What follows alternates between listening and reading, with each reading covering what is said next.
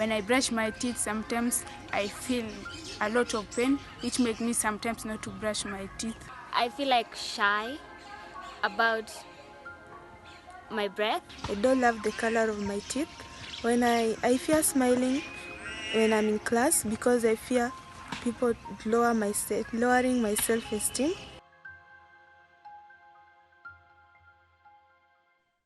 Welcome to the 6th episode of Colgate-Palmolive's educational health series, Get to Know Your OQ with Colgate-Palmolive.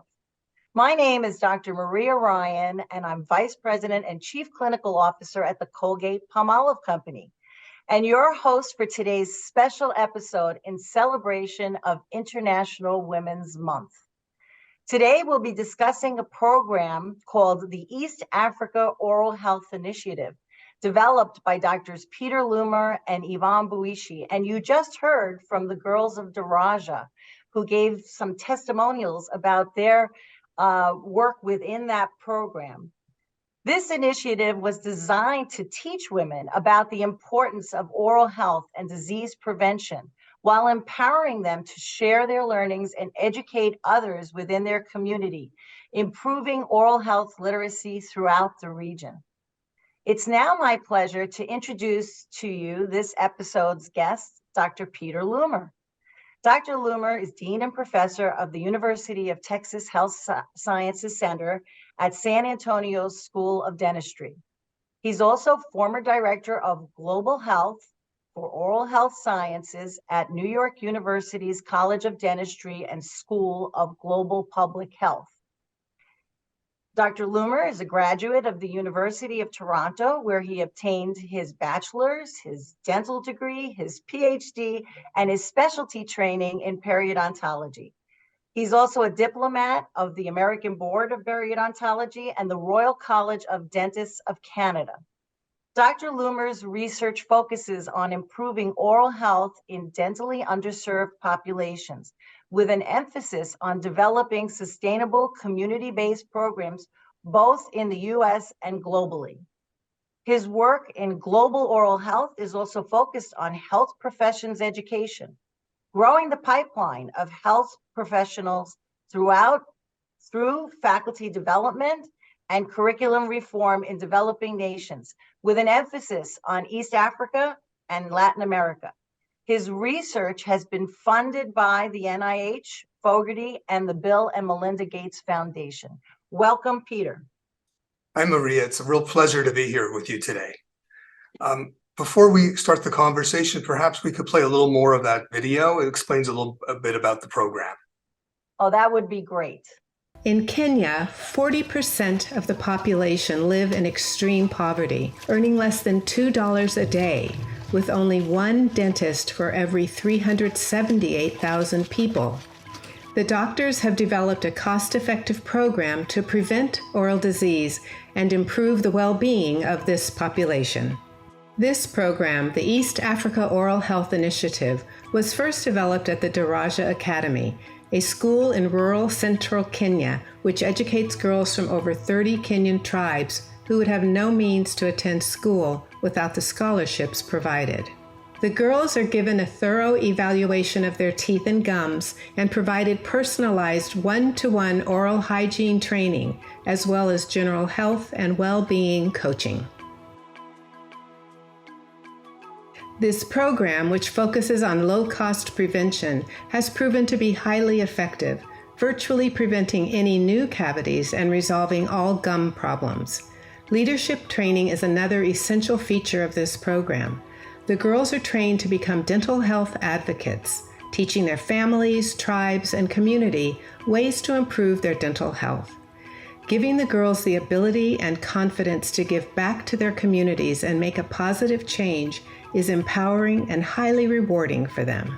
So, Peter, I gave a very brief introduction to your program with the girls of Daraja, and now we saw a video telling us a little bit more about it. Perhaps you'd like to elaborate on it a bit more and share on your progress over the years and why you and Yvonne decided to start this program in East Africa. Sure, I'm glad to do that, Maria. We chose East Africa because partly I was working already in the East Africa space in Tanzania. I just moved to New York University, and one of my faculty, Yvonne Whiskey, had come to see me about an opportunity to do something in East Africa. Yvonne's well known in South America for starting the preventative dentistry movement and a former director of oral health at WHO. And I had worked a lot in Tanzania. So she had come across an opportunity through a friend to work in Kenya to improve oral health of girls who really didn't have the means to manage their own oral health care by themselves. They needed some training, some education.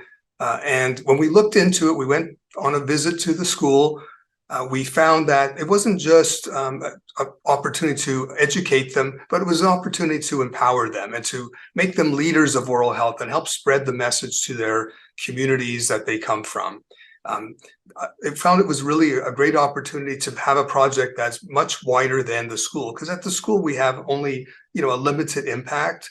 But if we can also impact their families and their friends and their tribes, the impact is much greater.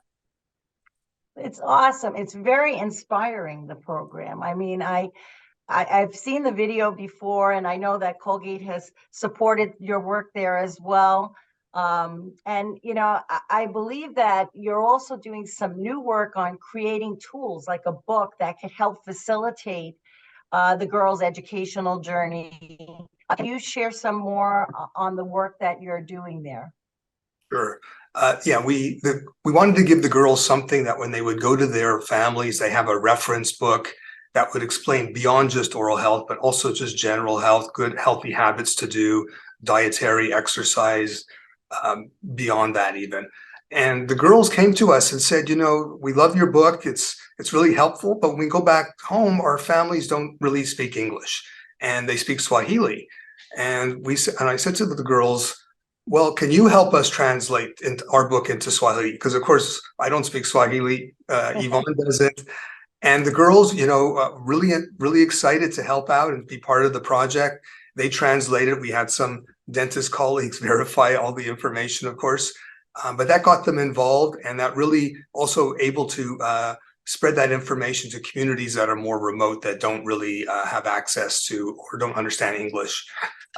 We also trained the girls to kind of help each other. So in every group, we formed little groups and trained one girl as the leader, one of the more senior girls, to really help the more junior girls make sure that they're doing good oral hygiene, that they're helping them, train them while we're not there. We would only go to school maybe 2 or 3 times a year, but the girls could then be in charge. And these leaders then also wanted to go to neighboring schools where they're and teach those kids how to brush their teeth and how to maintain themselves. So the movement really kind of spread way beyond the school. I think all just through empowering the girls to become leaders and to do something to help their community.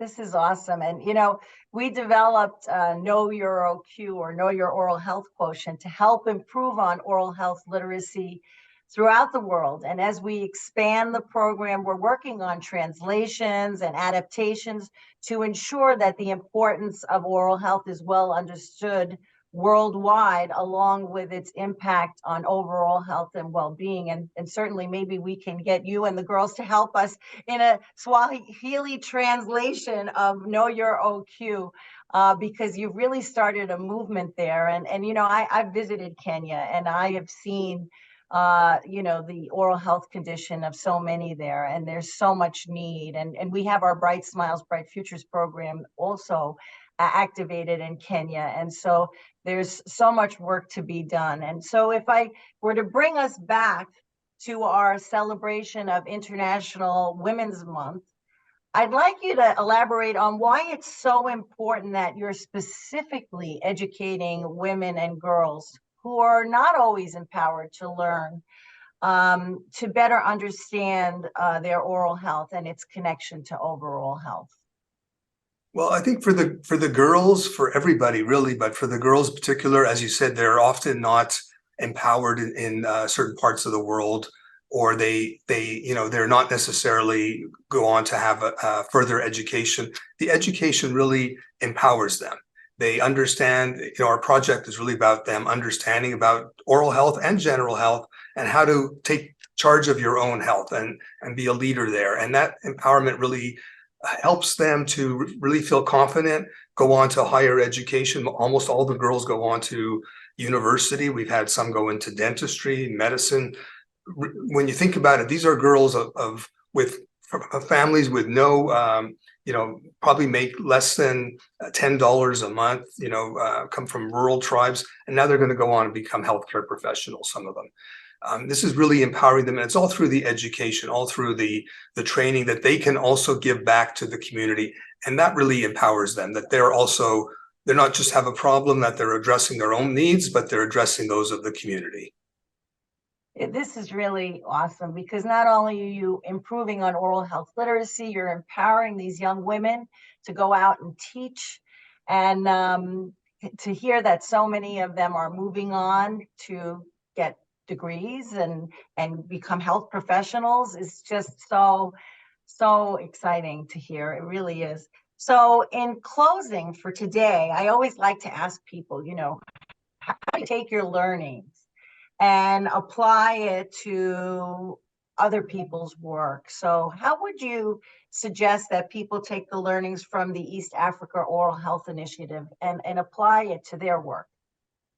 Well, I think when you learn something, you've gotten a gift. You've learned some new information. It's important to share that and help others. So the gift that you've been given, you have to give back, and you have to go out and help others as well. So I think to myself, even what we're doing here in the dental school, we want to educate the other healthcare professionals to also share that knowledge and not just contain it within dentistry, but expand the message. So whatever you've learned in Africa on how we help others, pass that message along. That's great. And I know you have many other programs that you are putting together at the university in different parts of the world. And I'm sure that the learnings from East Africa can be applied to some of those newer programs. Yes, we're starting some programs. We have some existing programs already in South Texas. South Texas is another dentally underserved area, and in general, an underserved population. And we developed some programs with schools in South Texas to, again, train the girls, all the students this time, not just the girls, the boys and the girls, and get them to help their families and their community as well. So those lessons learned in Africa, we certainly can apply here in the US and in other populations. This is awesome. So future healthcare providers all over the world helping to share the message on oral health. I love it. Well, thank you so much, Peter, for joining us today for our program, and keep up the great work. And I might take you up. I might take you up on that Swahili translation with the girls for Know Your OQ. Thank you so much. Thank you, Maria. Pleasure.